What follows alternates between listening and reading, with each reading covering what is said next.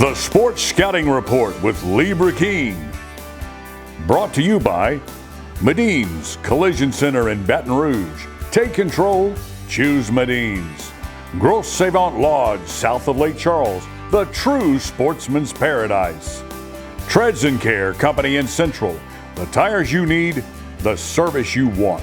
Harvey Auto in Shreveport, Bossier City, the name you have trusted for years. And Gage in Baton Rouge. Get better connected with Gage. Here's your host, Lee Brecheen. Welcome, I'm Lee Brecheen, host of the Sports Scouting Report. Today we have, I think, one of the best coaches in the state, Matt McCullough, the head coach at Acadiana High School, the Wreckin Rams, in Scott, Louisiana. If you've never been to Lafayette, it's not in Lafayette, it's in Scott, man. What a great community. Coach, thanks for joining us. You're at home. Thank you for having me. Man, look, you are a busy man. I visited with you last year. When do you get time off? We take this week right here where we get a little bit of time off, but once we get to next Monday, we don't get much time. So, we put in a bunch of work over the whole month of June and July to get ourselves ready for the season.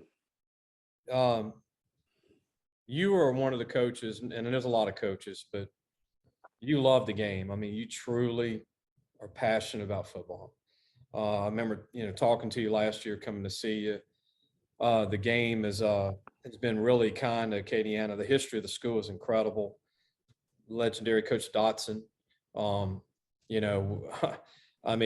Hanks was there for a long time. Obviously, we've had somebody. Now you're the head coach. Your dad was on the staff with you for many years. Did you? And I'm not looking at anything right now, but I'm just going by memory. You spent mainly your whole career at Acadiana, huh, Coach, as an assistant till you became the head coach? No, I was actually at Como High School for a while. For a little bit. And then I came back under Coach Davidson, and I was there for a while until Coach Davidson retired, and then took over for him. Yep. So I've been back now. It's been like 10 or 11 years. Unbelievable. Like that. Actually, about 10 years. But Ted Davidson, I wanted to mention Coach Davidson winning state championships. Just tell everybody, Coach, that are not from Acadiana area, that are not from Scott, the total amount of state championships at the school just in the last 15 years, 20 years, or overall.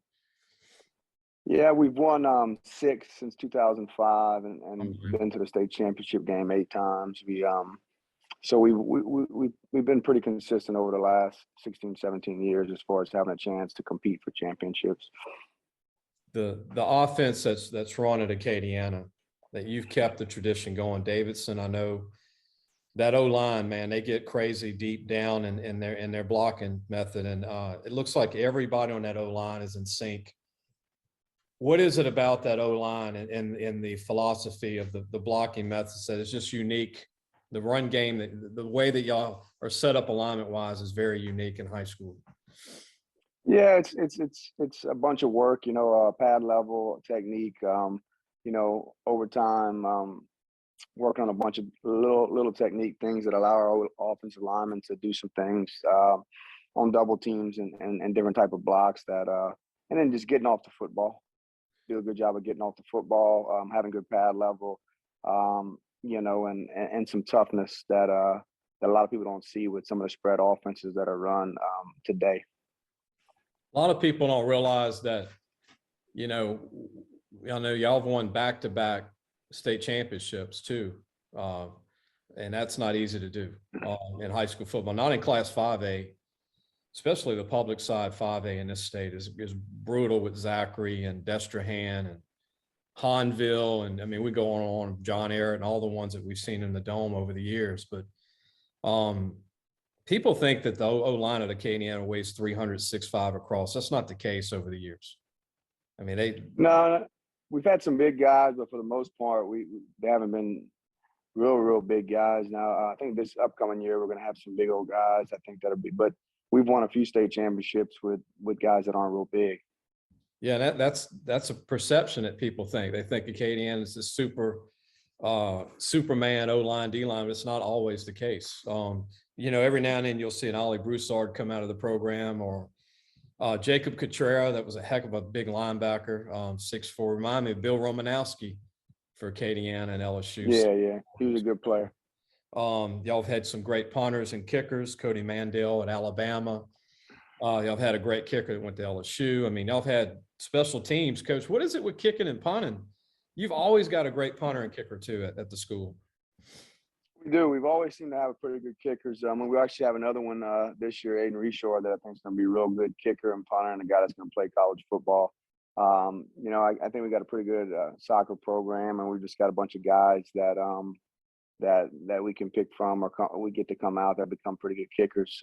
This kid right here's father is actually the mayor, and he's been the soccer coach for us for a long time, and I think he's going to be real good for us this year again. You were bragging to me about him the other day. You were high on him big time. Coach, not bad losing 2 all-state punter kicker types and then having him come back. We're going to take a break with more of Coach Matt McCullough, the head coach of Acadiana High School in Scott, Louisiana. We're going to name some of the famous alumni coaches that have come out of the school, not just in football, but baseball. A lot of baseball kids have come out. I know your background. You got a baseball background as well. We'll be right back with Coach McCullough. Listen, whatever you're driving right now, Tommy Harvey wants it. Bring it in to Harvey Subaru, Lexus of Shreveport, Bossier City, or John Harvey Toyota. They're paying big bucks for all trades right now. They'll cut you a check right there. Tell them Lee sent you. Welcome back, Lee Brecheen, your host, Sports Scouting Report. We got head coach Matt McCullough on with us, state championship coach at Acadiana High School in Scott, Louisiana. Coach has got a background in baseball. Coach played at Southeastern. And let me name some of the MLB guys that have come out of Acadiana. Joe Fontenot with the Florida Marlins, former MLB. Gil Mesh, Seattle Mariners, 99 and 06, and Kansas City Royals. Luke Muntz was a really good player with Washington Nationals. Kevin Morgan with the New York Mets. Stryker Trahan was a heck of a football player for you guys. Baseball player. Arizona Diamondbacks, was a catcher, I believe, huh, Coach? Yep, catcher. Catcher, tight end for football back in the day. He played tight end, but he didn't even play quarterback his senior year at Acadiana. Yeah, he was good. He was a good football player. Yeah, could really run. 6'1", 215. He was a big guy. Yeah, he was about 215, 220. Big old guy. Really good athlete. I got to ask you this, Coach. The regionals came out, and the first thing I thought of, I know Jace went to Southeastern. I'm looking at all Louisiana schools. I'm looking at LSU, Kennesaw State. I'm like, okay, that's a good regional for them. Army, they got that. Southern Miss, who's decent. And then I see old Southeastern, Florida State, UCLA, Auburn. Unbelievable, Coach. I mean, they're in the hardest regional in the whole bracket. Yeah, no doubt. But they're playing well right now, so hopefully they can go down there and upset a few of them teams. But yeah, it's going to be tough. I thought UL was also in a tough regional too. So we got a few teams from the state and some tough regionals. So I'm just glad they're playing well, and hopefully they can go out there and play well some more and win some games in it. Louisiana Tech and UT's not easy either. UT. Yeah, you're right. I mean, they were number 1 at one time in the country, right? The Longhorns. They beat LSU really, really bad early on in the season. What was your experience like in Hammond, Coach, being a baseball guy? Now you're a football coach, but what was it like as a baseball player for you in college? Yeah, I enjoyed it over there. Southeastern's a good school. Hammond's a good town. And then they were also bringing football back at the time. So the end of my baseball career, got to watching football games when they were bringing it back. So it was a good town, good school, and I really enjoyed my time over there at Southeastern. Oh, Hal Mummy was there, huh, Coach? That's it, Hal Mummy, and they had Woody Woodenheifer as a defensive coordinator. They had some good coaches over there at that time when they were bringing it back. The Steel Curtain, man. I remember going over there and meeting with him, and I know Hal made the news the other day, but we wish Hal well. We know Hal's a good guy. He's a genius, isn't he? Yeah, he does. He does a bunch of stuff with that offense that hadn't been done before. Coach, what is it like playing the Rustons of the world now that it's kind of a new team in the last few years for you to play in Catholic High? It seems like those are two of the newer teams that Acadiana's been playing, and those are battles, those are wars playing those two programs, huh? Yeah, no doubt. Ruston always seems to be the biggest team we play each year. They're big, physical, strong. You know, they run right at you. And I think they've been a really good football team over the last 3, 4, 5 years, and we got a chance to play them. And then Catholic, of course, has got some really good players. They're coached well. They were very athletic the last couple of years. Just two really good football teams. But yeah, both of those programs are run well. Both of those programs have good players, good coaches, and been some tough battles for us over the last few years. Coach, what is the biggest, hardest thing right now for you as a coach post COVID? You know, post COVID, post hurricanes. Hopefully, none of that, all that's gone. But what has been the biggest, hardest thing for you as a coach since all that? Well, I mean, it's been back to normal, actually. I mean, going through that COVID and hurricane kind of makes you not take for granted being back to normal, you know, but because there was a bunch of things that we had to do through COVID and through the hurricanes and just different situations where it wasn't normal. You had to fight through and do some things that you normally wouldn't do. But we're just happy to be back to normal, be able to have a normal summer, hopefully a normal season, and be able to do things that we've done in the past to be successful. What makes the Wreckin Rams so special? I mean, you can feel it in the air when you go to a game. I mean, it's packed. You can feel it. I mean, you can feel the adrenaline. You can feel it from your team, your coaching staff, yourself. I mean, it's just different. I mean, you can just feel the everybody's tuned in. Yeah, well, I think the community really loves the program, really loves the school. You know, the coaches want to be there. We've got good players, and those guys love to be there. And, you know, we have a chance to compete with anybody we play. You know, it's just a good community, Scott, and the Acadiana, community, and the kids enjoy being there. The coaches enjoy it, and you know, of course, being able to compete at a high level and have a chance to play for championships is a big part of it too. Also want to ask you when we come back, we're going to take a break, Coach. 4 teams, I believe, in the Acadiana area won a state championship last year or played for titles. Incredible for 4 schools, 7 or 8 in the semis. Just from there, I know Westgate won their first state championship. Lafayette Christian won a state championship. I mean, your program is always in it or winning it every year. We'll talk about Karen Crow won one a couple of years ago. And then I want to ask you about some of you guys playing college ball when we come back. You've got, I think, half the Army team went to Acadiana. Yeah, we got some guys over there, and we got some guys, bunch of different places. We're gonna talk to Coach McCullough when we come back about Acadiana High School.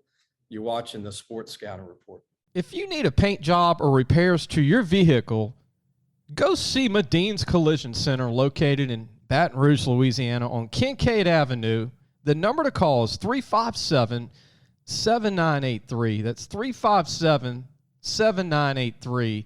Your Baton Rouge Accident Advisors. Welcome back. I'm your host, Lee Brecheen, the Sports Scouting Report. We have our head coach, Matt McCullough, thanking him for joining us on his off week. Thanks, Coach, for that, being with us. Acadiana's got kids playing all over the country right now. You had a DB sign with LSU this past year. I think it's one of the best corners in the state. Came back from an injury, finished strong for you, great leader. Alabama, you had a kid sign with Alabama, go to junior college. Bob, who's going to be Walter Bob's a heck of a player. You had another D lineman that signed this past year. You had a bunch of kids that signed the last 6-7 years. I mean, a lot. They're all over the place. Army, you got one at Army. I think you have one now. You told me in Navy, in the Navy that was at Army for football. But Coach, talk about some of the guys from Acadiana. If any of the parents are watching from Scott or Lafayette area that you want to mention, and how they're doing, in college ball right now. Well, LT's getting healthy. You know, he's over at LSU now. I'm just glad that he's getting healthy. He's coming off a knee surgery, and I think he's going to do well over there. Like you said, Walter's at a junior college up in Kansas, Hutchinson. I think he's doing well over there. I've talked to him a few times, and he's doing well. We've got multiple kids at UL. Some of them have been there for a long time. Braylon Tronhon, Jordan Quibido, who are both going to be big-time players for him this year, and a few other kids. Lucky Brooks is still up at Army and doing well. He's also coming off an injury to his shoulder, but I think he'll be healthy by next year. And we've got a bunch of guys all over the place that are doing well. So hopefully all those guys can get themselves healthy and then do well this season for their respective schools. Coach McCullough, I was wanting to ask you this about LaTerrence Welch, LT. I met him at school with you. He walked in, man, quiet kid, great kid, taller than he looks on the field, so long, 6'1", looks like he's 6'3", carries a lot of weight for a corner, can weigh 200 easily in college.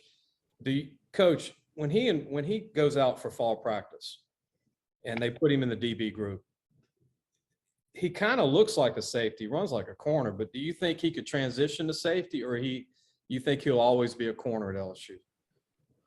I think he could play both, but I think he has the ability to be a corner. So we'll see how it goes, but I think he has the ability to play either or. He's also a smart kid, but he's long, he's athletic, and he's going to work tremendously hard. Coming off that injury, he's getting closer and closer to full speed, but I think he could play either or. But I definitely think that he's got the opportunity to play corner for him. I know there's an opening for a freshman DB to play because they don't have a lot of DBs. And I know he could come in and play. Yeah, hopefully he gets over there and competes for a spot. And biggest thing with him right now is making sure he's healthy and back to full speed, which I think he's getting closer to that. And if he gets to that point, he'll have a chance to compete. I know UL got a gift in Trahan. He's going to be an NFL guy. Coach, he looks like the honey badger for UL. He's one of them guys that just kind of is around the football and makes plays and seems to make big plays in big situations. He's been over there for a while now, and he's been playing well for him. And, I think he'll have another good year for him. A lot of Trahans come out of Acadiana, a lot of Georges, a lot of the same Boziers. I know you and Trevian Boziers was a good lineman for you for a while, D lineman. Trey's over there in Texas, and then George Cameron is actually at UL also. Cameron's a big DN with good feet, huh, Coach? Yeah, I think he's going to be a good player for him. He redshirted last year, but he's going to have a chance to be a really good player for him the next 4 years. Coach, how do y'all evaluate running backs? The offense obviously runs the ball most of the time. Y'all do a great job doing it. Y'all perfect it.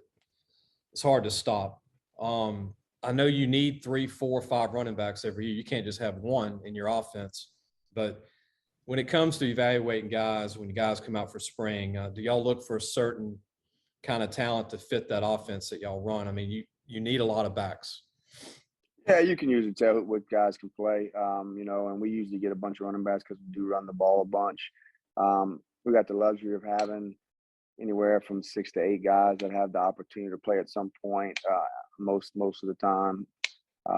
This year we got Kevin Williams coming back, who also is going to be a college football player. His brother was our quarterback in 19, and he's at Nichols. And then we've got some other young backs, Dylan Monette's brother, Cam, and then we have Hippolyte, and some other young guys that give us the opportunity to have some depth in the backfield because we do run the ball a bunch. But yeah, we've had some good running backs, and we'll continue, I believe, to have good running backs the next few years. Y'all do a good job too of evaluating H-backs, taking a small O-lineman and adding him to that extension of the O-line. I mean, I always notice y'all find a quick feet at 230, 220 guy, 5'10", 11 that can block on the edge. And it's always been a strength. I know Coach Davidson started that, and you've continued that. Yeah, we've got another good tight end this year that I think is going to be good, kind of converted over from a defensive end, which he can play a little bit of both ways if we need him at some point. Ozzie Snelling, that's going to be a good player for us too. So you got to have a good tight end in our offense / if we'll run a little bit of wing stuff once in a while now, but a good tight end that can block and set the edge. I want to mention your dad was the baseball coach at Acadiana way over 20 years. And right now he's an assistant baseball coach at Ascension Episcopal in Youngsville. But talk about your dad and what influence your dad had on you as a coming up, coach's son. Well, yeah, I mean, I grew up around it my whole life. Actually in 1981, he started working at Acadiana the year I was born. So I was around Acadiana also for my whole life. And then, of course, around baseball, he was the running backs and quarterbacks coach in football also. So, just being around it and being around all the different sports that he was able to coach was, of course, a big part of me becoming a coach one day. I want to mention lot of famous alumni from the school. I didn't know this. I don't keep up with the WNBA, but Sherry Sam, two-time WNBA champion, went to Acadiana. Seattle Storm, Detroit Shock, and Kim Perrette, Houston Comets guard, WNBA, yep. 86. Coach, it's just athletes everywhere at Acadiana, man. When we come back, track too. I mean, we didn't even talk about the track guys, but a lot of track guys come out of Acadiana as well. But when we come back, I want to talk about those two state championship teams back to back and what that was like, how hard it is to win back to back, first of all. We'll be back with more with Matt McCullough, the head coach at Acadiana High School in Scott, Louisiana. We'll be right back. Be sure to take your car and truck for all your tire needs to Treads and Care Tire Company located in Central. The number to call is 331-8144. Family owned and operated since 1971. That's Treads and Care Tire Company. Welcome back. Lee Brecheen with Coach Matt McCullough, Acadiana High School. Just a tidbit for you. As of 2020, the enrollment was almost 1,800 kids. It might be close to 2,000 now. Class 5A school in Scott, Louisiana. The school opened in 1969. Seems like it's been open since the 40s, Matt. I mean, that's not. Yeah, it's just over 50 years because we had the 50-year anniversary back in 19 when we won the state championship in 19. But yeah, no, it's been open for a little while. You won state twice back to back. Winning is hard. Coming back, winning it again in a row is really hard. But as a coach and your staff, what was it like between the first one and the second one consecutively to be able to win two in a row, which, Zachary, I talk to their coaches all the time. That was hard for them. Everybody wants the next one. As soon as you get the trophies, they want the next one, and the pressure. But what was that like to get your team to buy in, 2 years in a row after you just got the trophy the first time? It was extremely difficult. You won it in 19. We hadn't been since when we won it in 19. We hadn't won it since 14 before that. So it's one of them things where we're getting back, and we had a real good group, and we're able to actually win every game and go 15-0, beat a real good Zachary team in the semis and beat Destrehan in the finals. But then COVID kind of struck in February after that state championship. So it was a little different than a normal back-to-back because the ability just to be able to have the chance to play was exciting for our kids because you weren't real sure what was going to happen in 20. But you were also dealing with multiple different things that you normally didn't have to deal with. So that group I thought was extremely resilient. We only had school every other day. We didn't have a kid miss practice all year in 20. They found ways to make sure they were there anyway. And then just the ability of fighting through some of the different protocols and people getting COVID and different things all the way to get through that December, which was actually a miracle in my opinion. Because, if something happened, you may have to forfeit, and we were able to withstand it and find a way to win the second one, which was also, of course, an awesome thing. But definitely two different total years. 19 was normal, 20 was crazy, but we were able to find a way to win both of them. I'm glad you mentioned that. I mean, you won it during COVID. That was crazy, that whole year emotionally for everybody.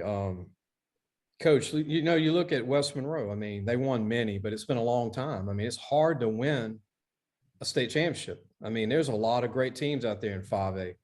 Not that there's not great teams in 3A, 4A, 2A, and 1A, but you got big rosters, you got big teams. Everybody's got a lot of talent in 5A on the public side. But like I keep mentioning, Destrehan looks like a college team. Zachary, West Monroe, Hanville. Look at Puka Williams when they had that kid and they didn't win a state title. Coach did a great job there. There's no guarantee. And it just the feeling, though, but just talking to the Zachary coaches and the other coaches, Edna Carr, will join 5A. That even makes it even tougher.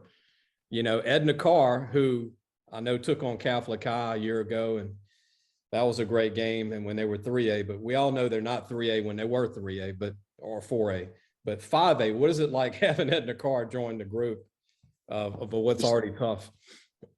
Yeah, it just makes it a little bit more difficult. They're of course a great program, and no, it's not a given. It's tough to win state championships at that level. It's tough to win a bunch in a row. You got to stay healthy. You got to keep your kids focused on the goal. Everybody gets to the point where they kind of expect it, but it's not expected. You win 2 in a row, and then last year we got beat in the semis by Ponchatoula. It's a difficult thing. Our kids kind of understand the process of what it takes to have the opportunity to get there, but it's never a given thing. You got to go out there and play, and then of course adding Carr with the likes of Zachary and West Monroe and Ruston and Destrehan and all those other teams that are good football programs always makes it tough at that level to continue to win state championships. So our guys got to understand that, and I think they do, and continue to work so we have that opportunity. I mean, there's some good programs in your area, like even Southside. They got talent, a lot of talent. Dutchtown's never made the state championship game, and they've had great talent. Eddie Lacy, Eric Reed, Landon Collins. They've never made it. And then East Ascension, they look like a college team. They've never made the state championship game. There's just so many good teams in 5A. And even Woodlawn looks like a team that could be some problems for a lot of people this year coming up, and they got a chance to make it for the first time. But Coach, we're going to take a break. When we come back, I want to get your thoughts. Think about what it's like on a Friday night for you. What is your customs? And I'm going to ask you, what is your detailed day like on a Friday leading up to the game? Because everybody's different. Every college, every high school coach has a different time to eat, a different time, a strategy, where you eat, what you eat, and think of that. I just want to see what your philosophy is on game day for high school football. Thursday nights compared to Friday nights. I know they're a little different. Thursday. Yep. We'll be right back with Coach McCullough, Matt McCullough from Acadiana High School, Scott, Louisiana. We'll be right back. Gros Savon Lodge, the true sportsman's paradise. Gros Savon Lodge has fresh and saltwater fishing, alligator hunting, waterfowl hunting, and eco tours located south of Lake Charles, Louisiana. Give them a call at 337-598-2357. That number to call again is 337-598-2357, and have the time of your life. Gage has served Louisiana for over 40 years. Let Gage create a custom-tailored solution for your business and become your partner in technology. Give them a call today at 225-753-4243 and help your business get better connected with Gage. Welcome back. We've got Coach Matt McCullough with us from Acadiana High School. I'm Lee Brecheen, your host, the Sports Scouting Report. Coach, before we get to what it's like to be a coach on Friday, Thursday, I know the adrenaline starts at 8 in the morning, even though the game's not till 7 at night. It's really like planning a college day, but this question I have for you first. Out of all your years being a part of Acadiana, going back to when you were, your dad was there back in 81, like I said, with Coach Davidson and Dotson and all those guys, but who is the most gifted player you think you've ever seen come through Acadiana? We've had some good ones. I guess the best I've seen at that level was probably Allie, but Allie Broussard. But you also had Micah, who Eugene, who was able to play both ways and was a gigantic part of the state championship in 2010. And then Kevin Moore, who was also a guy that played both ways. So that was a big thing because those guys played every snap on offense and defense for a couple of years. So we've had a bunch of really good ones. But, overall, for a college standpoint, Allie was tremendously gifted. I'll remember a guy that I think had the greatest game I've ever seen for a defensive end, Winfred Jornet. You're correct. Against Catholic High, knocked Catholic out of the playoffs that year. I think the quarterback was Jace? He went to Rice. Who was the quarterback? One went to Tulane. They had two quarterbacks signed D1, Coach. that year for Yeah. Catholic. Ponder. Was that Ryan? No, it was DJ Ponder was one quarterback. He went to Tulane, and then the other quarterback went to Rice. But Jornette Winford had 6 sacks, 12 hurries. He was tremendously talented also. He might have been as talented as anybody. And then, of course, Jacob Couture and a few other guys. But Wilford was a tremendous football player and tremendously talented. Coach, game day for you. You know, and I've got to be real careful, even when you know coaches, you know what I'm talking about, when you show up on campus. You guys are psyched out on another level for the game. I mean, y'all hyped and y'all have y'all's layout on how you do things. I try not to talk to a coach after 3:00 because I know y'all are team meetings and individual meetings with the kids. Y'all eat. Y'all have y'all's, team when y'all go to the field, and then there's the Star Spangled Banner, and then bam, it's on. But what is it like for you game day, whether it's a Thursday night, Friday night? You got regular school. People don't realize you go to school all day and you play in that same day, which is a long day and night for you. Yeah, normally first couple hours of the day, I'm going through a play sheet before we put the final copy of some of the stuff that we think is going to work that week. So like first, second, third hour. We have a walkthrough during 5th hour where the whole team walks through, and we do special teams first, and then we do offense and defense split and kind of do a walkthrough. And then after school, we eat as a team at about 2:35. We'll eat and to about 3 something, then we'll break up and go into some different groups. Sometimes go do some film stuff, depending on the opponent, depending on the situation. And then after that point, we kind of relax and start taping at home, start taping about 5:05 because we walk out and usually get out about 6:00, where we start. It's usually between 5:50 and 6:10 where we start to walk out and get ready for the game. So yeah, it's a long day, but we kind of got a routine that we do, and on the road it changes a little bit, but we find a way to keep it as normal as possible. Where do y'all try to eat on the road? Because that's a big question. You just try to find. We bring our own food. Okay. We got some people that follow and they bring it, and we usually stop at a place depending on how far it is, or if it's a short road trip, of course we do the same thing and just leave a little later and eat at Acadiana. If it's a 4-road trip, we'll stop somewhere in between, and we bring our own stuff, we eat, and then we'll just go and start taping when we usually get to the place that we're going. The one thing I wanted to ask you, Ryan Lewis was the other quarterback, went to Rice, played baseball, and actually they beat LSU when he played baseball at Rice in baseball. Coach, when it rains, what's your philosophy as a coach? What changes for you as a coach when it rains really hard, fields are wet? You change game plan, or you go with your game plan if it's going to be bad conditions? We don't change much. Our biggest deal is we bring a lot of footballs, and depending on the situation, we bring a lot of footballs, towels. We have a process if it rains to try to keep the ball dry for our offense. Because believe it or not, even though we run the football a lot of our exchanges are quick. We run some option stuff, but we like to be able to try to do everything we possibly can in the offense, even if it's raining. If it's flooding during the game, it may change a little bit of what you do, but for the most part, if it's rained before, it's not raining real hard, we can usually be able to run the same stuff that we're normally going to run. I got to ask you this before we go: who's going to win the national championship in baseball, in your opinion? You can think about it. I know Texas was number 1 at one time. Ole Miss. Tennessee's the best team I've seen. Who's that?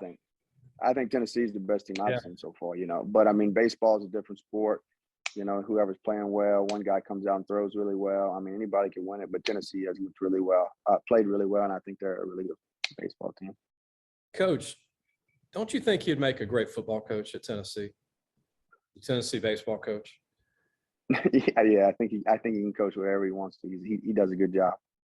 He's got those guys dialed in mentally where they just want to fight, but it's like in a good way. It's like a football mentality. When they come up to bat, they're just daring you to throw a bad pitch. They're tough. I love the toughness. I'm a football guy, so I love that that demeanor. And when sometimes they take him out of context just because he is who he is, man. I don't think anything's wrong with it. People don't like it. I think he's gotten a lot of people work because Vandy was dominating in Tennessee. And I think this is a little snag for them that Tennessee's doing well.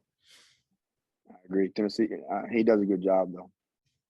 Yeah, they got a chance to smoke everybody. 5 pitchers throwing over 95, 4 starters throwing over 96, and they got a closer throwing 106. Have you ever seen 106? No, I've never seen that. It's amazing. It's amazing how hard guys throw now too, because you wouldn't imagine that even 15 years ago. They definitely have a good pitching staff. I think they're a really good baseball team. How you hit 106? That the ball looks like a peanut coming across. Coach, last question. Teams coming up. You got a lot of talent. A lot of teams you play have a lot of talent. How do you like your team going into the summer? I think we're a little farther along than we were last year. We've got 4 offensive linemen back. We've got a bunch of backs that I think can play. Quarterback back and another young quarterback that I think can play. We got some receivers back. The Babineau kid can play receiver and get in the backfield. We've got a couple other receivers defensively. We've got a few guys coming back at each level. We got 3 linebackers back, a couple in the secondary, a couple on the D line. Biggest thing is to have a good summer. We've got a few spots where people are fighting for the starting spot, but we do have some depth in a few spots where hopefully we can develop some depth where we have really good backups. I think D-line is the biggest deal where we really got to develop some depth. We've got 2 guys that played a bunch and the third guy that played some. But we need to find 2 or 3 more guys that can definitely get themselves ready to play at a high level. So I do think we have a chance to be good. I think we got a little more speed on offense than we've had in a long time. And defensively, we've got some good players and some guys that need to get a few more reps and just get out there that I think could be really good players too. So we'll be able to compete. Biggest deal now is to have a good summer and get ourselves ready for that week 1 of the season. Coach, I always notice and I always admire how fast the defense plays at Acadiana. And I know y'all have had Jacob Cotrera that was chiseled 6'4", 230, but most of your linebackers 5'8", 5'9", 5'10", 190, and they will just come up and just lay the wood. And I'm always impressed that you'll always find these linebackers that are like heavy DBs that can hit in space. Yeah, I think the defensive staff does a really good job too of reads and making sure. Coach Romero, our linebacker coach, has done a tremendous job with that over the last few years. And we've got some good players but I also think that those guys on the defensive side do a really good job. Coach Sebo in the secondary has done a real good job with a lot of our guys. So I definitely think they do a good job of making our guys play fast downhill and get into the football. Well, I want to say this, and I never told you this, but when I was a junior in high school, we played in the playoffs, and guess where we played? At Acadiana High School. I did not like playing there. I was intimidated. It was a heck of a place. The atmosphere was incredible. And that was 1988. And I'll never forget, we were from Baton Rouge, obviously, and we were going to Scott, Louisiana, and we had a lot of family in the stands. They said, this place is a lot. What team? Central High School. All right. Central High School. We were pretty good. We had about a 290-pound O-line and 280-pound D-line, and we were pretty stout. We just couldn't – the crowd, actually. We couldn't hear the cadences. We couldn't hear the plays. And since then, I'm like, you don't want to go to Acadiana in the playoffs. You don't want to play at their place. But, Coach, keep doing a great job. You're one of the top coaches in the state. I know you love the game, and appreciate you being in the business, taking the time to always the time for us. We're going to have your team previewed in our magazine this August, as always, and promote you guys that aren't being highly recruited. Some guys, they're always under the radar, but keep doing what you're doing, Coach. You do an incredible job there. I appreciate it, man. Thank you for having me. Don't go anywhere, Coach. We're going to end the show. The show will air on Monday. You can watch it on YouTube. You can watch it on lafootballmagazine.com. And if you're a podcast guy, you can catch it on Podbean or wherever you get your podcast. But we'll see you on Wednesday.